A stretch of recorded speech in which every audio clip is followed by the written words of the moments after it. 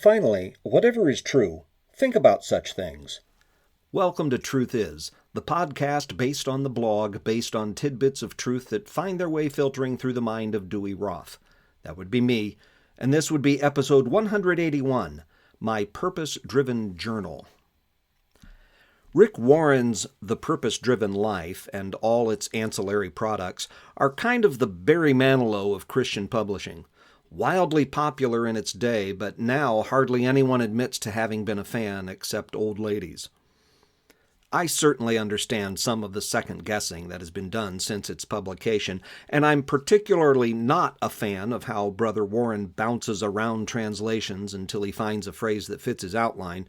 Still, as evidenced by some notes I made in my journal, there was definitely some food for thought within those pages.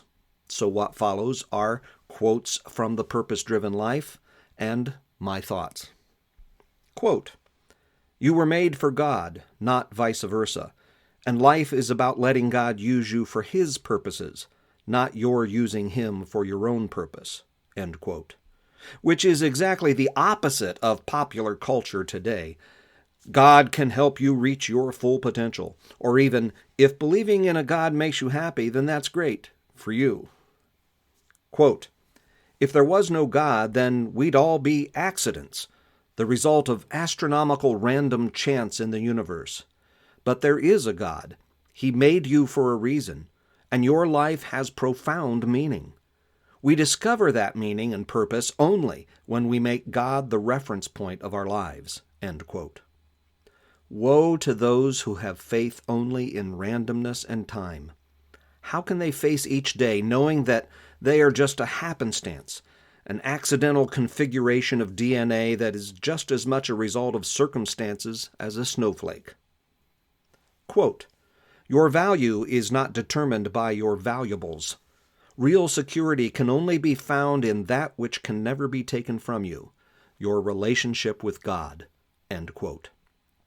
Let my driving passion be to live as God's man, wherever that may take me. Quote, "Everyone wants to be remembered when they're gone. Ultimately, what matters most will not be what others say about your life, but what God says about you.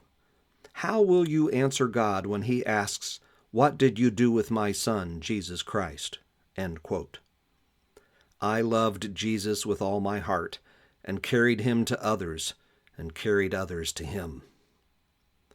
Truth is, as I look at my fervent responses and ardent desires, as I think back to the long-gone years as a youth minister, the sweetest words I've ever heard are, "You made a difference."